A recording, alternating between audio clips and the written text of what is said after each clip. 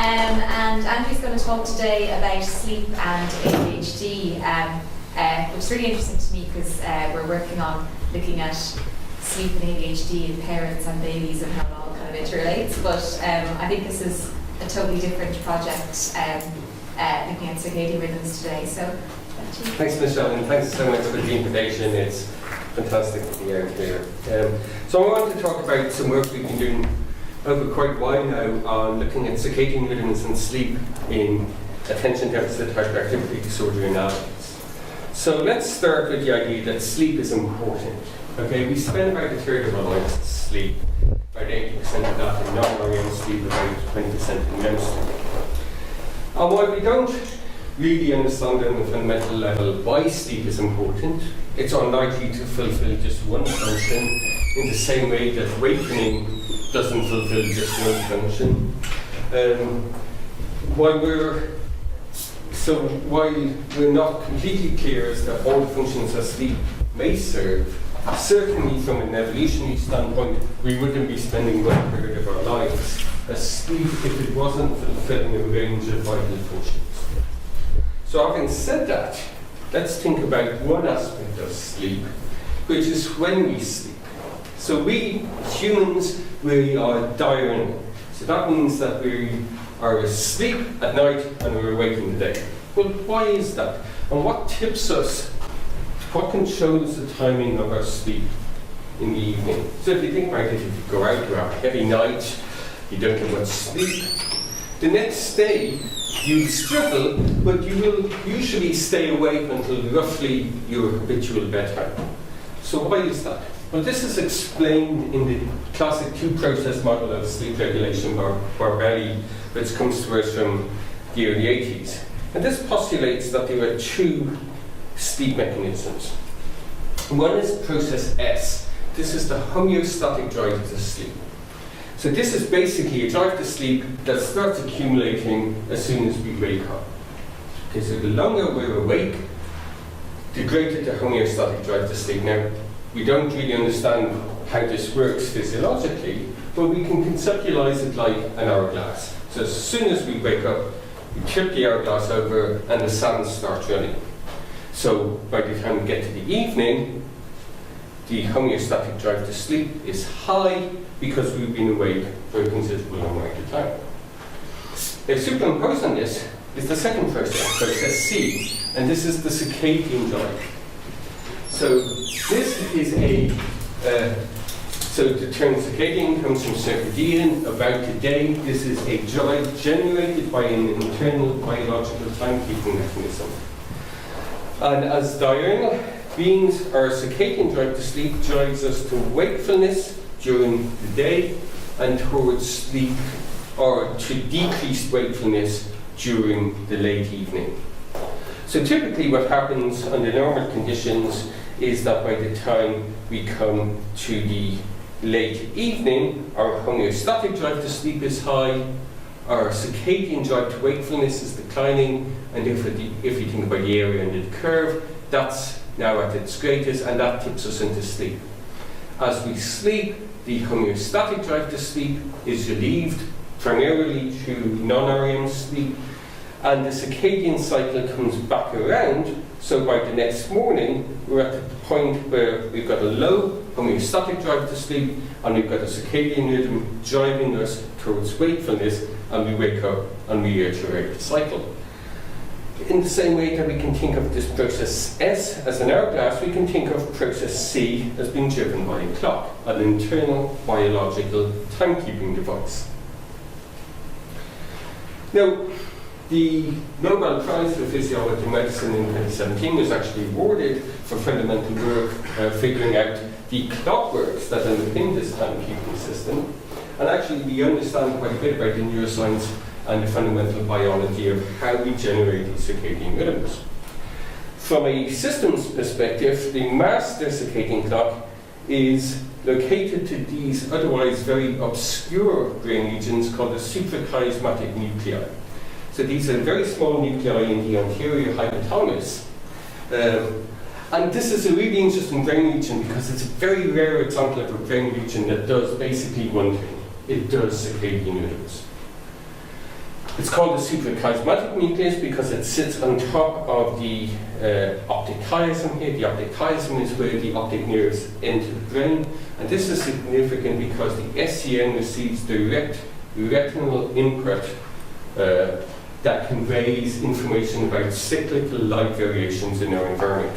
And normally our clock synchronizes or enchains to what we term zeitgebers, time givers in our environment. The most important one is being light.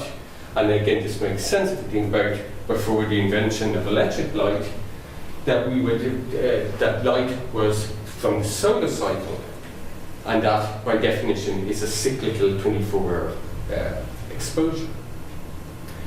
Now, we now know that the SCN clock is the master clock, but there are loads of other clocks all throughout the brain. So if you look in the amygdala, the hippocampus, the cortex, the prefrontal cortex, these all have clock mechanisms.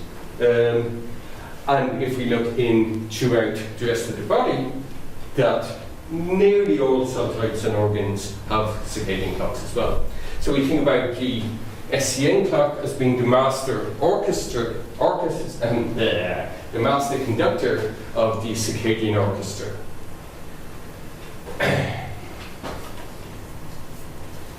Now let's think about some practical implications of sleep disturbance. So sleep disturbance is common. So let's think about one of the most common sleep disorders, which is chronic insomnia. So insomnia is characterized by an inability to fall asleep, an inability to maintain sleep, or refreshing sleep. Chronic insomnia is those symptoms occurring for 30 days or more. So we will all have acute insomnia. We will all have nights when we don't sleep. But chronic insomnia is a recurring pattern of this. And chronic insomnia in the general adult population is common about 10% prevalence. So that's amazing. And it's not only in our sort of westernized populations, but if you look in Chinese populations, it's about the same. If you look in African populations, it's about the same. Really interesting thing with insomnia, though, is if you look in, there's been an interest in ancestral sleep, so sort of Aboriginal peoples living very, very, very traditional hunter-gatherer type lifestyles, and they don't have insomnia. And when the researchers asked them about it, they said, "What's that?" And when they were explained the concept of insomnia, they found it bizarre. So there is something about our social development, but it probably goes back quite far into our human history. Now, insomnia, if we take insomnia that, according to the DSM diagnostic criteria, is common in various diagnostic classes. So we used to think about this as primary insomnia, which is basically idiopathic insomnia that's not comorbid with another condition, and secondary insomnia then being comorbid with another diagnosis. You don't think about it like that anymore. Insomnia is insomnia is insomnia. But if we do look at the prevalence rates in different diagnostic criteria, we find very high rates. So schizophrenia, 35%, major depression over 40%, bipolar disorder in the euthymic phase, 25%. And this is sleep disturbance at level 2 across that diagnostic threshold. If we think about subclinical sleep disturbance, these figures, for example, in major depression, rise to 90%. So sleep, really we shouldn't think, sleep disturbance we shouldn't think of as a comorbidity. We should think about sleep disturbance as a core symptom of these diagnoses. And this is important because sleep and the circadian processes involved in sleep sit in the middle of a range of processes that can either contribute to the symptomatology of these conditions, or can be influenced by the symptomatology of those conditions. So, for example, if we have a psychiatric disorder that's associated with substance misuse, then substance misuse can feed back on sleep and circadian processes. and we can produce the sleep. And this means we're always thinking about the chicken and the egg. So do sleep disturbances cause some of these symptoms? Are sleep disturbances caused by some of these symptoms? Are sleep disturbances iatrogenic? So are they caused, for example, by the medical treatment of some of these conditions? And it's a highly integrated picture. The other thing that's interesting, of course, is when we think about the classic things in psychology we're interested in, is that sleep disturbance and sleep affects all of this. So if you think about emotional regulation, so there seems to be key roles, for example, for REM sleep in emotional regulation. So REM sleep becomes highly perturbed, for example, in PTSD, and it's thought that that plays a significant role in the emotional re-experiencing that people with PTSD suffer from. It also affects various classical cognitive domains, so attention, memory, executive function, and we can show this in a causal way through experimentally induced sleep deprivations, as well as being sleep deprivation is also linked with a whole host of somatic responses. So sleep is important, and we know that if we disturb sleep experimentally, we produce a significant range of disturbances in affective and cognitive processes. So let's move on to thinking a little bit more narrowly about the condition and the group of people I'm interested in, one of the groups of people, which is adults with ADHD. So adult ADHD is a pretty common disorder. Prevalence is probably about 2%. There's a lot of undiagnosed ADHD out there. And about half of children and adolescents with a diagnosis of ADHD will go on to fulfill the diagnostic criteria for adult ADHD. It's not really understood what the differential is between those that do and those that don't. But similar to the childhood condition, the core symptoms, classic symptoms of adult ADHD are impulsivity, attentional problems, and hyperactivity, although hyperactivity is less of a obvious manifestation than it is for children, and is more often described as like an inner restlessness, this constant drive, this constant internal drive. Adult ADHD has a very high rate of comorbidities. Most common are depression, anxiety disorders, substance use disorders. Adult ADHD is associated with poor psychosocial outcomes, so poor educational attainment, social and family problems, and delinquency. So really, if you want to find a population with ADHD, you look in a forensic setting. So young male inmates will show prevalence of diagnosable ADHD of about 40%.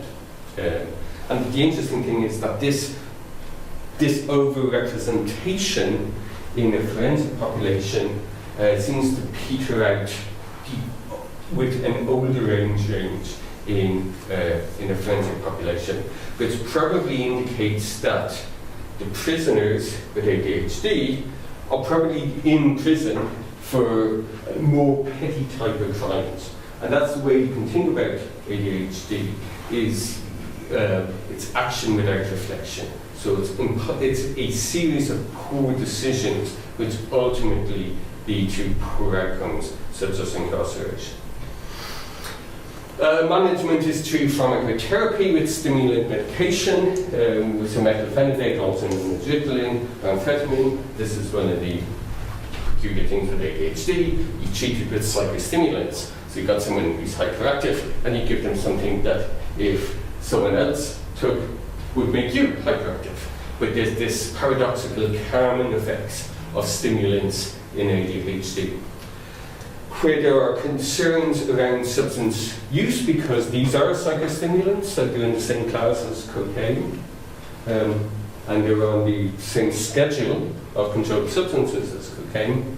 So when there are concerns about either substance misuse or diversion, so there's this idea that methylphenidate may be a cognitive enhancer, there are alternative non-stimulant treatments such as atomoxetine. There's also a range of psychotherapeutic pathways for people with ADHD, and indeed there's decent evidence that suggests additive outcomes for the combination of pharmacotherapy and psychotherapy. If we look at sleep disturbances in ADHD, these are pretty conservative figures. So 25 to 50% of kids with ADHD will have sleep disturbances. At least 50% of adults will have sleep disturbances. And 20% of adults with ADHD fulfill the full FAT diagnostic criteria for insomnia. So like for other psych diagnosis, the prevalence of sleep disturbances is very high in ADHD. Of course, this is interesting if we think about this figure that we showed earlier, in that some of the domains that sleep disturbance and sleep deprivation can induce include increased impulsivity and difficulties sustaining attention. So sleep deprivation can induce these classic ADHD-like symptoms. So the question then is, of course, well, does the sleep disturbance in ADHD have a symptomatic, is it part of the psychopathology, if you like, is it part of the etiology, is it part of the symptomatology of the condition? Because certainly, theoretically, sleep disturbances can lead to ADHD-like manifestations. And we all know this, if we've not slept in an acute sense, that we are more impulsive, we may make poor decisions, we may have difficulty sustaining attention. So my interest in this is a bit like a Swansea reunion with Louise and Cathy here. So I had my first lectureship at Swansea University, and in 2004 I met this guy. So this is Johannes Tommy. Johannes is a psychiatrist, an adult psychiatrist, with a particular clinical and research interest in adult ADHD. And one of those funny serendipity things, he had actually collected data from a genetic study, and that genetic study had looked at one of these genes which make up the clock gene cycle of the circadian clock. So this is basically the molecular basis of how we generate these 24-hour rhythms. I won't bore you particularly with the details, but it's a classic feedback loop. So we've got two clock genes at the core of a clock and BMAL. These then drive the transcription of these other two, cur and tri. When these proteins are expressed at sufficient levels, they feed back and they knock off clock and BMAL. Then clock and BMAL stop making cur and tri, therefore their inhibition is relieved and the cycle starts again. And between the jigs and the reels and everything else that goes on in this loop, we produce this 24-hour molecular cycle, and this then is translated in clock and showy genes to produce sort of physiological responses. And about 40% of the genome, of the mammalian genome, is under circadian control, so it's a very pervasive effect physiologically. But because we know quite a bit about the molecular biology of the clock, we can do some genetic studies, and this is a study in a prison population where we looked at the polymorphism, a single nucleotide polymorphism in the clock gene.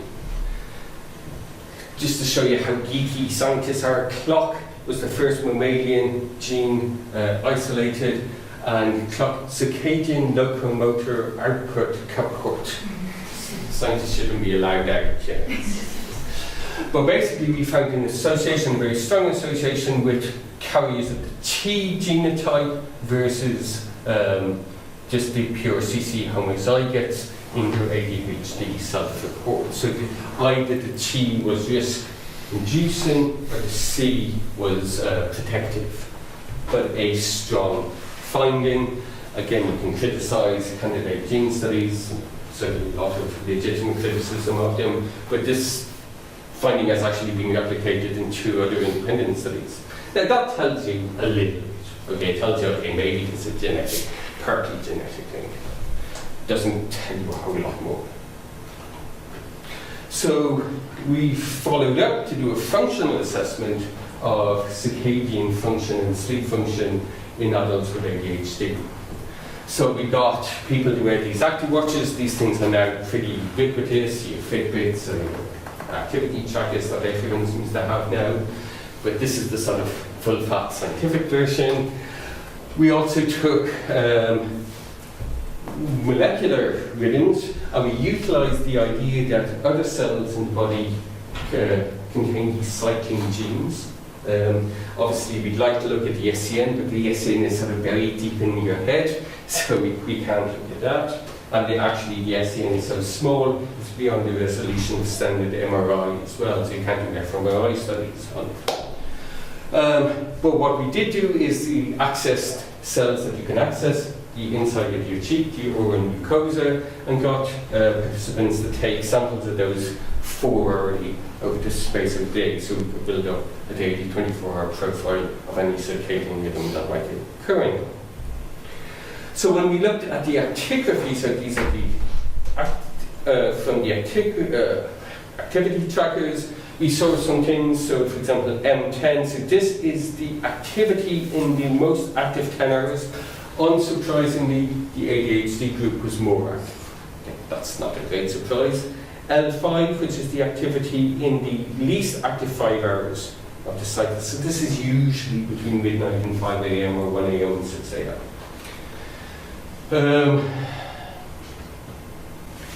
And the ADHD group were more active. So there was more nocturnal activity, so they were hyperactive during the day, but also hyperactive during the night. The period deviated from 24 hours, and this is really unusual. Normally, when we look at this type of data, the period of the cycle is bang on 24 hours because our internal clock is locked on to the 24-hour cycle.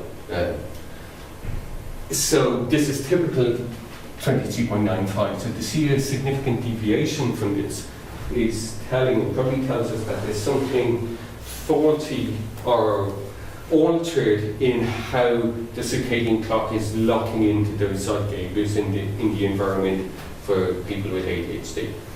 And finally, we found that eveningness, so the MEQ, morning evening, this questionnaire, so this is a measure of diurnal preference, so whether one prefers to be morning orientated, wake up early in the morning, go to bed early in the evening, or evening orientated. We found a preference for evening orientation in ADHD. And again, this is an expected finding, and it's a finding you find across a number of different diagnostic criteria. Just to give you an idea of what some of this data actually looks like, the top 2 panels are average profiles for 2 controls, and we can see a nice demarcation between day and night, a bit of activity into night in this guy, not so much here. So a clear demarcation anyway, lots of activity in the day, not much in the night because you're asleep. This is a sort of typical ADHD patient, so you can see here that while it doesn't look too bad, it's not, the night time has lots of sleep in it, but sleep onset is significantly later, you can see. And wakening is significantly later compared to the control. And this is a sort of pretty typical profile that we find. Occasionally you find someone that just has a crazy profile, like this participant, where basically it's a bimodal profile, so they go to, they're awake all night, they go to sleep for a few hours at the start of the day, then they're awake again, then they go to sleep, and they wake again. So that's an extreme version. But this sort of delayed rhythm is much more representative. And again, that makes sense if you've got a psychological preference for eveningness. When we looked at the clock gene rhythms, basically what we found, to summate very quickly, is that here are controls. So these are 2 gene expression patterns. We find nice 24-hour rhythms, but when we look in the ADHD group, those rhythms are lost. So there's something going on. We don't really understand what that means. It could be something as simple as the ADHD guys who are up later at night, they may be eating at night, and that changes the physiology of the oral mucosa. So it could be something as simple as that. But certainly there is a change in a molecular clock that we can get access to. We looked at the hormones melatonin and cortisol. So melatonin is a classic nocturnal hormone, comes on about 8 o'clock in the evening, peaks about 3 o'clock in the morning, and then declines. So it's basically a baseline, roughly about awakening. And we found that that rhythm is blunted in the ADHD group. What we think happened is that it's just probably that these ADHD group were up at night, had the light on, we were able to measure light exposure, and light will suppress melatonin. So when melatonin would be on during the night, that if you're up, you switch the light on, that's going to push that melatonin back down again. And then cortisol, classic circadian rhythm in cortisol, normally peaks about awakening. But when we looked at the timing of the rhythm in the ADHD group, the timing of that peak was delayed. And it was delayed even when we expressed it, not just in clock time, but in wakening time, because the wakening time was slightly later in the ADHD group anyway, but relative to wakening, the cortisol is delayed. So this is, and the interesting thing neuroanatomically about this is that the court rhythm is under pretty tight control from the SCN clock. So this is quite indicative of a delay in the master clock. So last year we undertook a PhD student of mine now, or ex-PhD student of mine now, and myself, we did a systematic review of the extant literature on circadian function and chronotype in ADHD.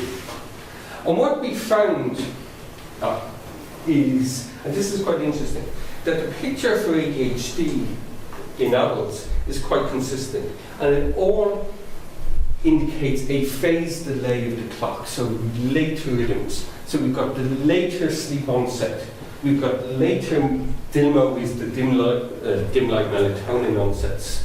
So that is pushed later. Increased nocturnal activity, loss of peripheral clockings, delayed court rhythms, and increased evening preference. And the consistency of these findings is quite striking, because if you look in different diagnostic classes, you don't get anything like these consistent findings. So if you look at major depression, you get a whole load of more mixed picture. So some people may have a phase advanced, some may have a phase delayed, some may have no difference. Some may have different circadian amplitudes. Again, in bipolar, you find different findings, and obviously you find different findings in euthymia versus dysthymia. So this is quite striking, this consistency of the evidence suggesting some type of fundamental phase delay, an alteration, some pushing back of the circadian phase. Next question to think about, well, why might this be? So I think there's 4 reasonable scenarios. One is that we have a direct biological link, for example, shared genetic components. So last week we had a publication of the first GWAS study showing genome-wide significant hits for 12 loci to explain the genetic basis of ADHD. However, still the polygenic scores only explain a tiny amount of variance, maybe 1% of variance. So looking for genetic overlaps, for example, between chronotype and ADHD, you're using measures that explain tiny amount of variance in one set of traits with a tiny set of variance in another set of traits and looking for overlap. So I don't think that tells you anything terribly interesting. What might be more interesting is circadian and sleep effects may be iatrogenic, so may be caused by ADHD medication. So methylphenidate is a psychostimulant. It wouldn't be weird if a psychostimulant changed sleep processes. Maybe circadian and/or sleep disturbances cause ADHD symptoms. So maybe ADHD is actually primarily a sleep disorder, and the ADHD symptoms are a result of an underlying sleep disorder. So the sleep is the chicken and the ADHD symptoms are the egg. Or maybe it's the other way around, maybe ADHD symptoms cause sleep and circadian effects. So I'm going to explore these, I'm going to discount the first one because we don't have information really to explore that in a meaningful way. let's take the next 3 items. So are circadian effects secondary to ADHD medication effects? So we did a number of preclinical studies a few years ago to show us some proof of concept. So this is one experiment where we took some mice and we gave them a daily dose in the morning of saline, methylphenidate, or atomoxetine. And just the take-home message from this is if you look at these cycles of expression of these clock genes, and this is in the SEN, this is in the master circadian clock, that we have variations. So for example, if you look for PER2 here, here's the controls, and you can see for both the atomoxetine and methylphenidate groups that their rhythms look different. Okay, so there is some preclinical evidence to suggest that, it's a proof of concept. Yeah, somewhat maybe unsurprisingly, giving mice methylphenidate or atomoxetine can alter fundamental circadian processes. The next question then was, is this relevant for patients? Is this relevant for people? So that we have conducted a study with Johannes' group in Rostock, where we took 2 groups. So we control group, ADHD patients with not on medication, and ADHD group patients with medication. And we took actigraphy, but we also then took a skin biopsy, and the idea of doing that is that you can culture those fibroblasts in the skin to look at molecular cycles in them.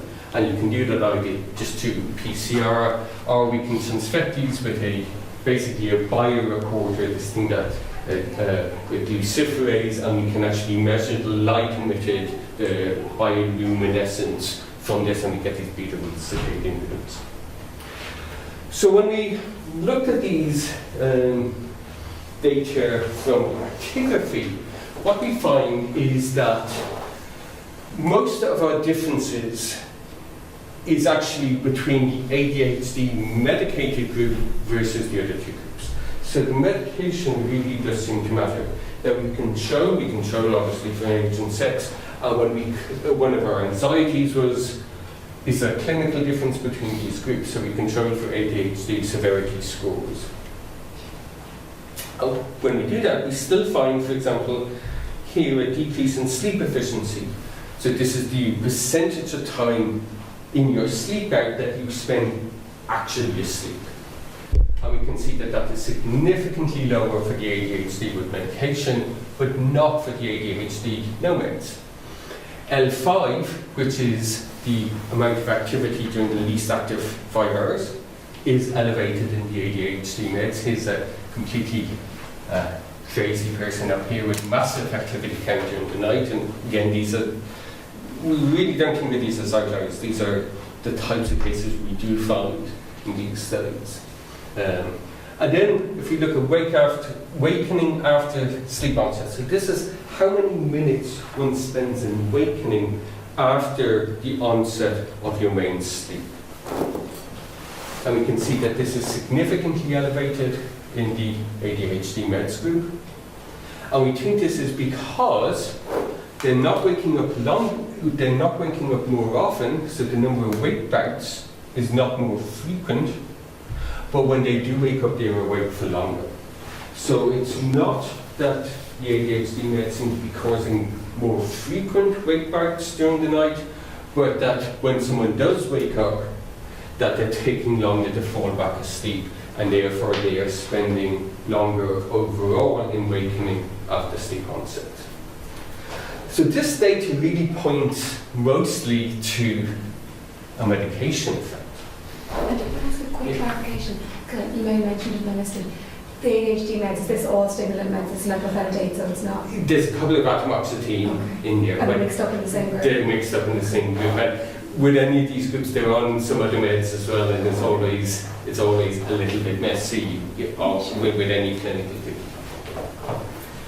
When we looked at the clock gene expression, we find some evidence that the ADHD status is actually what matters. So, for example, in PER2, now PER1 here, it's the controls are different to the 2 ADHD groups, and for example, but here, this is the biggest difference. You can see this rhythm is nearly in antiphase to the other two rhythms, and this is the ADHD nomads.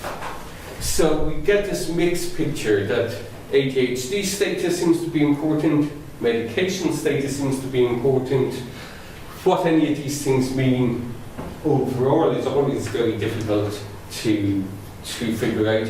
Why you get some changes in some genes and not other genes is very hard to know, but it is striking that a recent study on basically using exactly the same methodology in fibroblasts derived from schizophrenia patients show alterations in the same genes. So there might be something particular to do molecular regulation of those genes.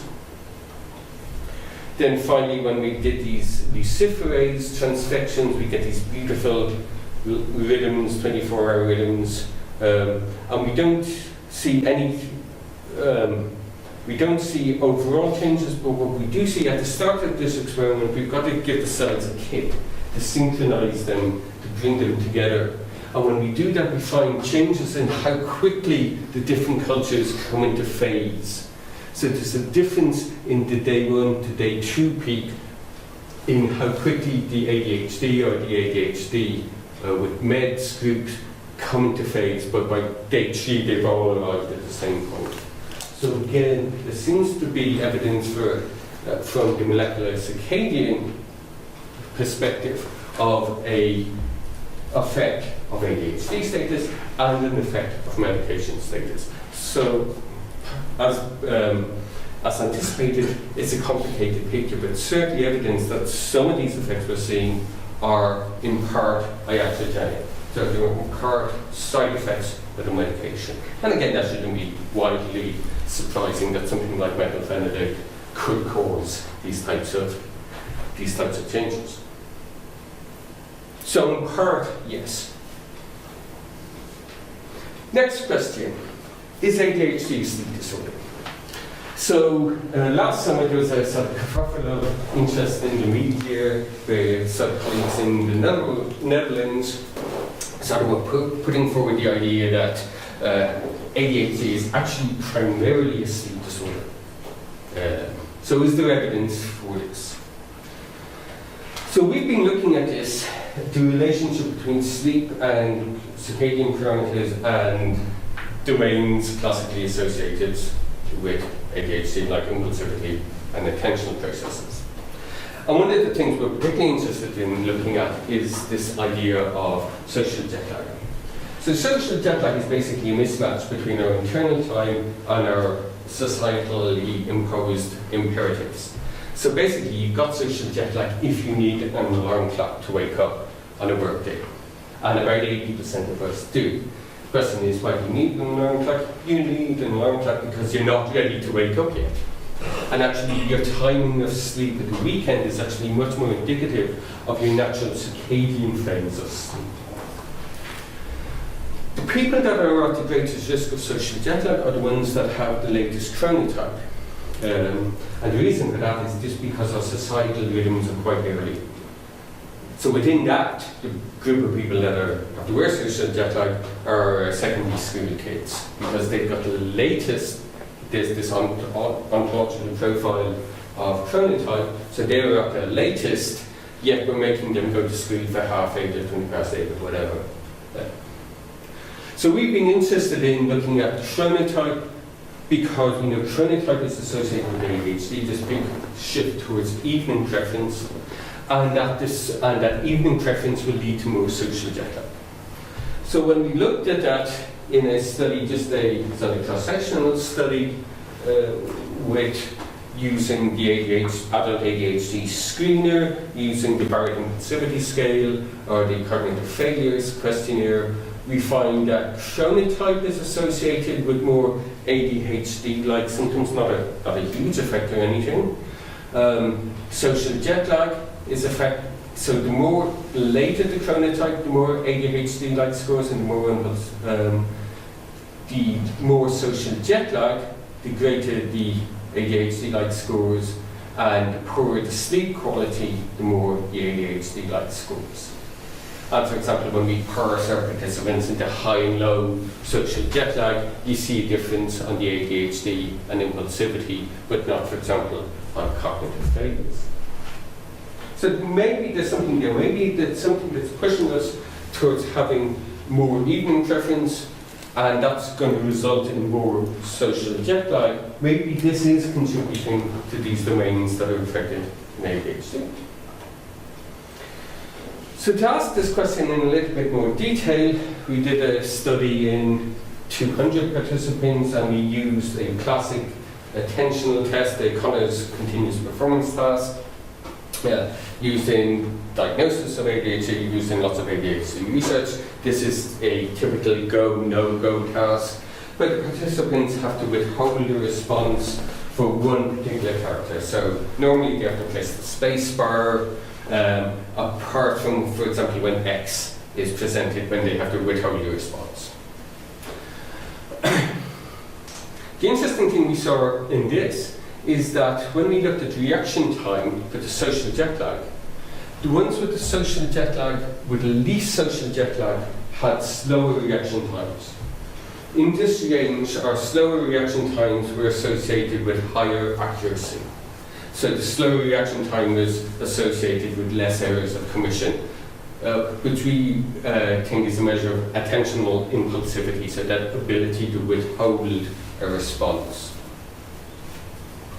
When we dug into this a little more, we find that we take the lowest and highest 20%, a bit more extreme comparison, and we find that this slower reaction time then tips over into also being associated with less errors of commission on the CPT test. So you've got more social jet lag, you're more likely to make these areas of attentional impulsivity. We did some genetics as well. We looked at this clock gene and a couple of other genes, and basically we didn't find anything interesting. Didn't show any difference by genotype, and it didn't show any interactions between the genotype and chronotype or social jet lag on these measures. Throw that in. Where this, I think, gets interesting is then we did this decomposition of the reaction times on the CPT. So these don't show a normal distribution, they show this sort of X-Gaussian distribution where we've got this tail of slow responses, which is termed tau. And this is interesting because in attentional disorders, this tau gets slower and slower with the more time on the task. So here's controls for tau, and this is tau for, ADHD group. And you can see with rising time on task that the tau components get slower. This is thought to be nearly pathognomonic for attentional disorders. Question we wanted to ask then, well, actually, if we look at our high social jet lag, or late chronotypes, or people with low sleep quality, do they show this ADHD-like change in this sort of very specific sub-measure in the CPT task? Because if they did, that would be quite indicative of, well, maybe these sleep changes can produce an ADHD-like shape. Because obviously not all attentional impulsivity or difficulty sustaining attention are going to be equivalent. And the interesting thing is that when we looked at this, the answer is no. We don't see this rising tau with time and task, and we don't see differences between the groups. So while we do have differences in task performance between the high social jet lag and low social jet lag, this isn't manifesting this really specific ADHD-like change in tau with time and task. So we think that this is evidence against the idea that ADHD is primarily a sleep disorder. Here's a very characteristic signature that we're not recapitulating. And even, I looked at this data again recently, taking the PSQI scores, so that's sleep quality, and chopping it to people with PSQI of 10 or over. So normally we take 5 or over as bad sleepers, so 10 or over is really bad sleepers. And again, we don't find this rising tau with time on task. So I think this is evidence that we can't recapitulate a true ADHD-like phenotype simply on the CBT that measures its sleep changes. We do get changes on the CBT task with sleep changes, but these may not really be equivalent to what we observe in ADHD groups. Sorry, Andrew, Yes. just a quick question. With the rising of the tau, and that's an increase in the slow responses, do they get better at the task? If the slow No, response they don't get better at the task. Okay. So if you do the same for areas of commission or areas of omission, it's not. And it doesn't, you don't see it for the other components on the X-Gaussian, so for the faster responses either. So it's something specific to do with the response task. So it's not that they're taking more time and they're basically learning the task and they're doing better. They're not.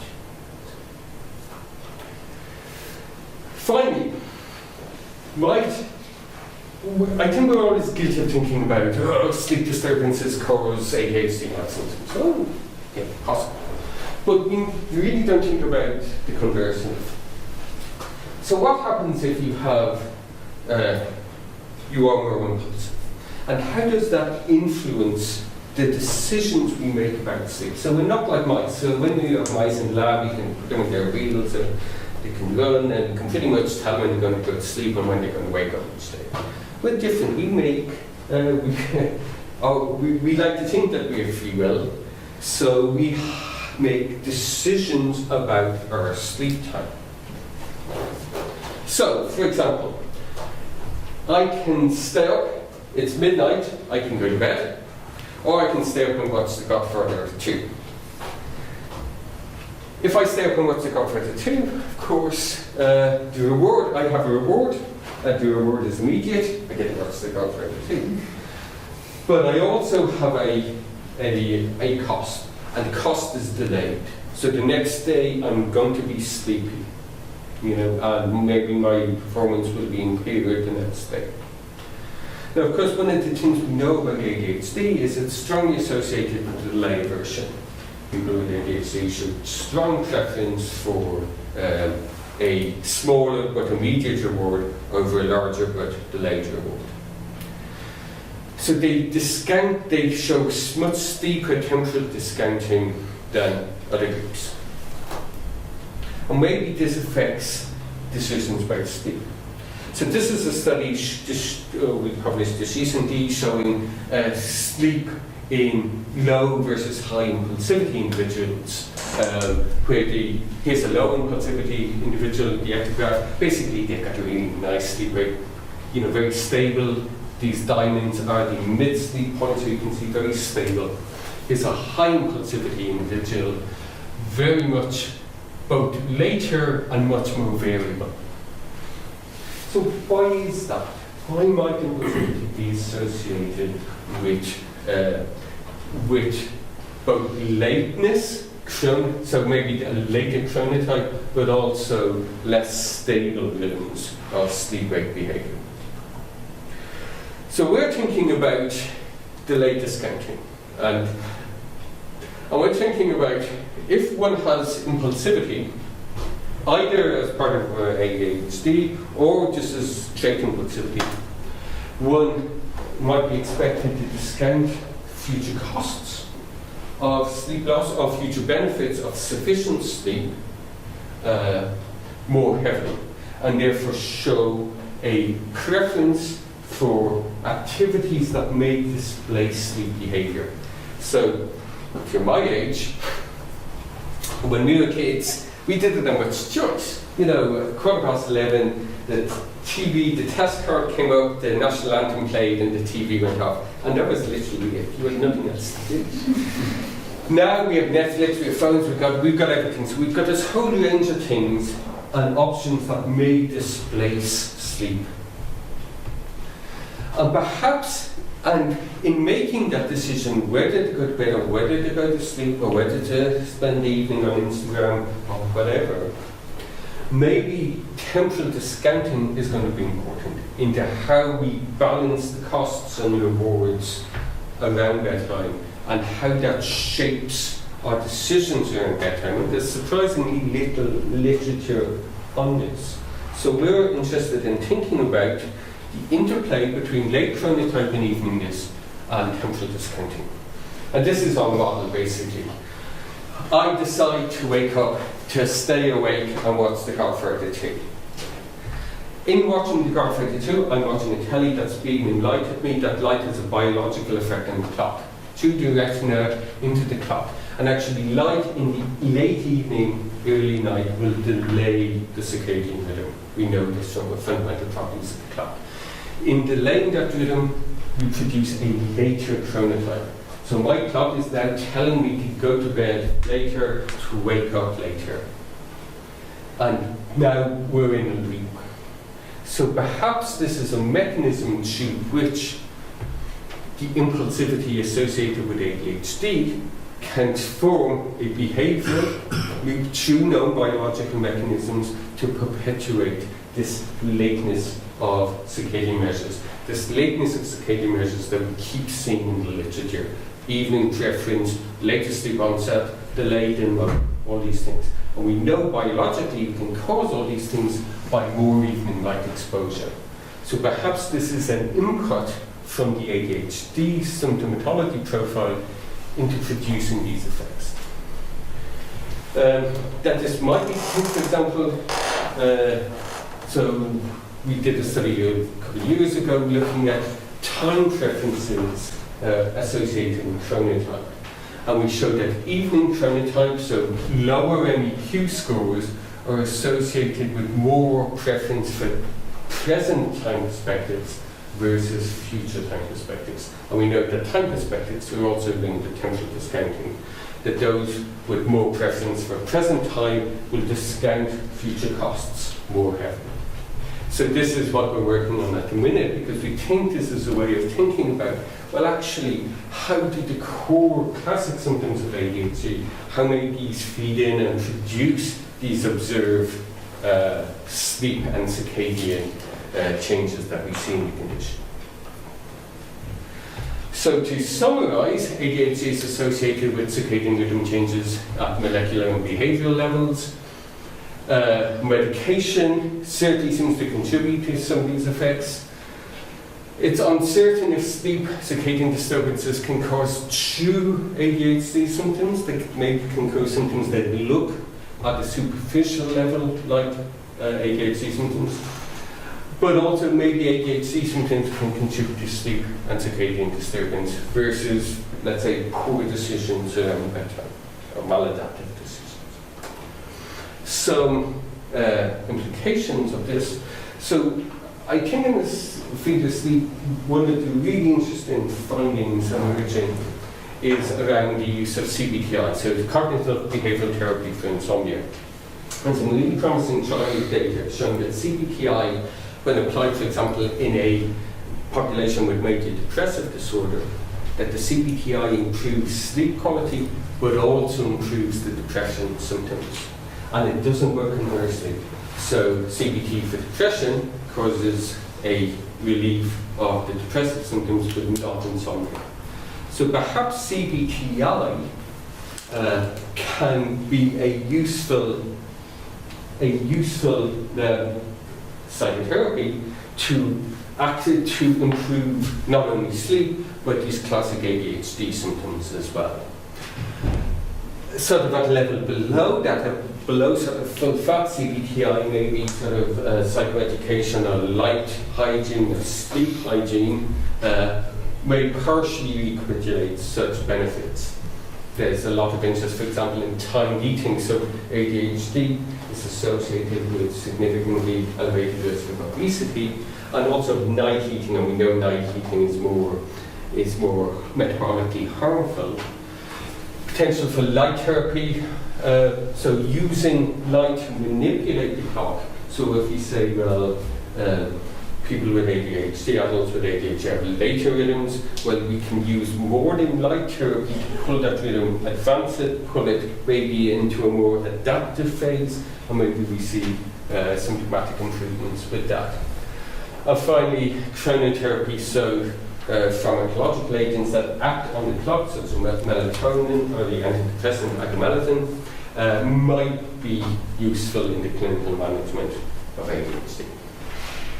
And finally, I like to, because I did none of this work, I like to thank the present members of my lab, especially Suda and Upasna, who are currently working on sort of ADHD-related projects.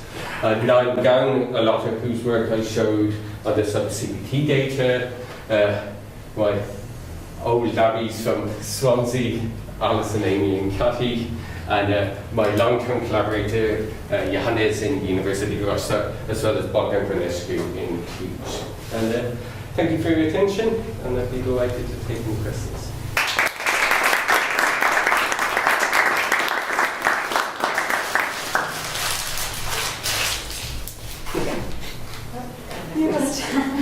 I just want to ask about, the differences between the ADHD on medication and not on medication. Obviously, there's kind of the stimulant effects.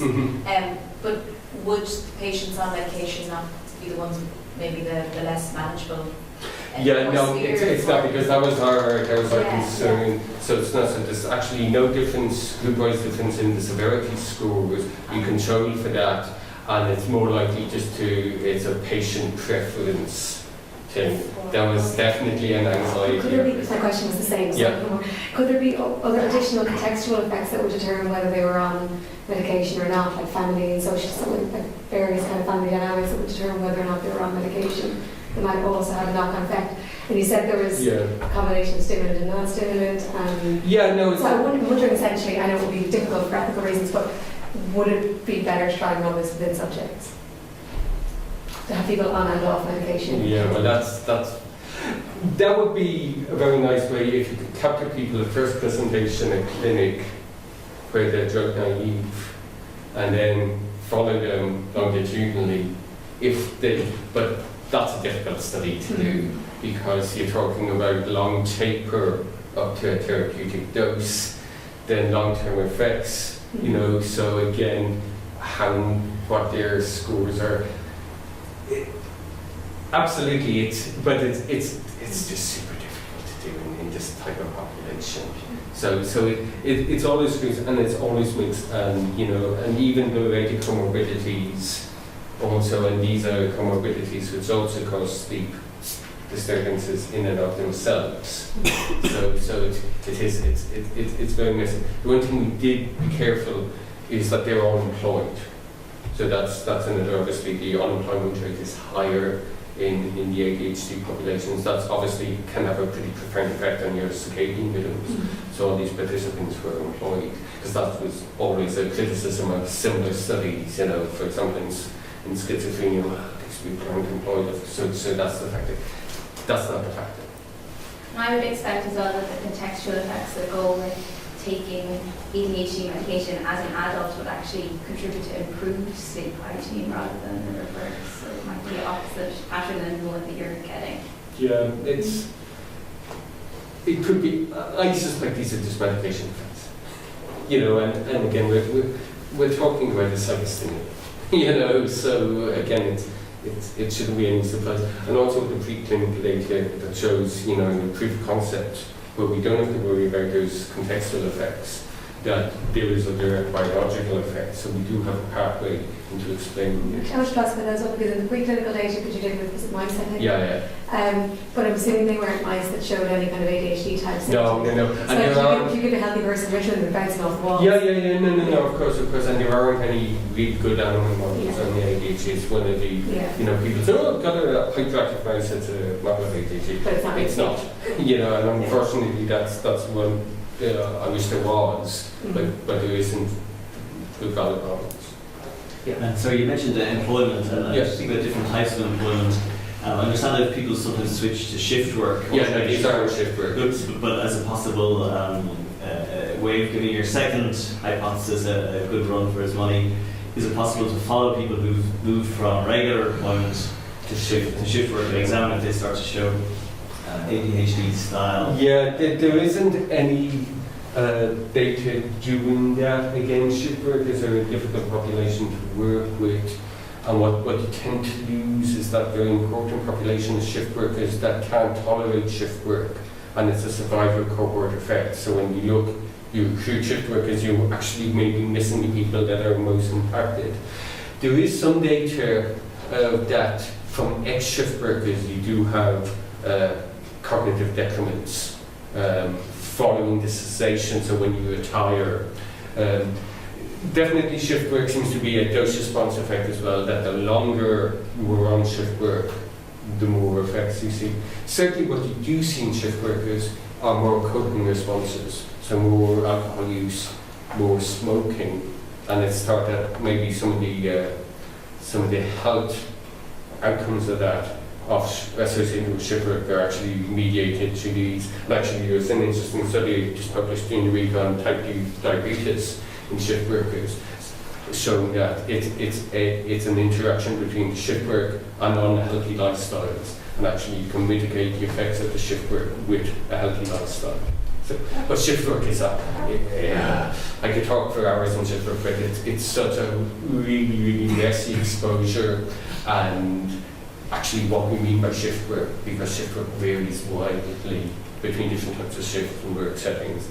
It's a really difficult exposure to understand. Good. What about even a simpler manipulation then? What about people who are jet lagged, actually jet lagged? Yeah, but actually jet lag, that's an acute state.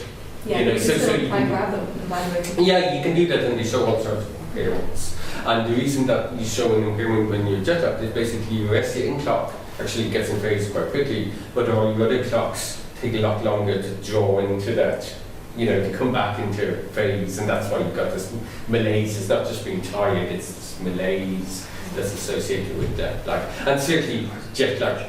But you're also sleep deprived generally when you're jet lagged as well. So the combination of the circadian effect plus the acute sleep deprivation.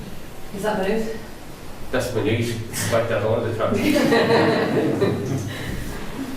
Hi, Yes, I just had a couple of questions. So one of them is most of the rhythms that you showed were delayed, like the Cortisol rhythm and that, but you did have one of your earlier slides where the period was shortened. How do they vary? Yeah, it could do. I mean, it could be that the period. I don't think it matters terribly if it's shortened or lengthened. I think it's a deviation from 24 That hours. they're synced, really? That they're running out of sync with society? Yeah, that there's a deficit in enchainment, which could explain the delayed phase. Yeah. I suppose it would link with your, I guess it was your cell data that showed the synchronization defects or incomplete synchronization. And the interesting thing with the fibroblast data is that this is taken from patients and then cultured, blah, blah, blah, but it's not in the presence of the actual germs. So there's probably some type of epigenetic effects as well, some type of remodeling of the system as a response to long-term exposure to methylphenidate or whatever as well. So I think the fibroblast model is interesting in that it's not, it's not acute, it's probably reflective of more long-term changes. Yeah. But again, it's very hard to figure out for any of the individual clock gene changes, what does that actually mean? What are the implications of that? For the fibroblast data, was all of them just like one simple sample taken and then they were cultured, or did you take ones that are on multiple times? No, it's one sample. Taking serial biopsies, people do it, but it's another level of complication. Yeah. Well, I think culturing them is a much cleaner experience. Yeah, it's a relatively clean and it's a relatively parsimonious approach to doing this. And then you mentioned that the Aboriginal populations don't have insomnia, or they don't recognise it. Yeah. So do they have ADHD or ADHD-like conditions? I don't know if anyone's looked. That don't have So yeah, I don't think anyone's looked. So this is a relatively recent, resurgence of interest in the sleep field, driven by what happens in environments where you don't have electric lighting, where you don't, and there's some interesting findings on them, but I'm not sure. I have no idea if anyone's ever tried to look at ADHD or again, what that might mean, how that might be expressed in those cultures. Do you know?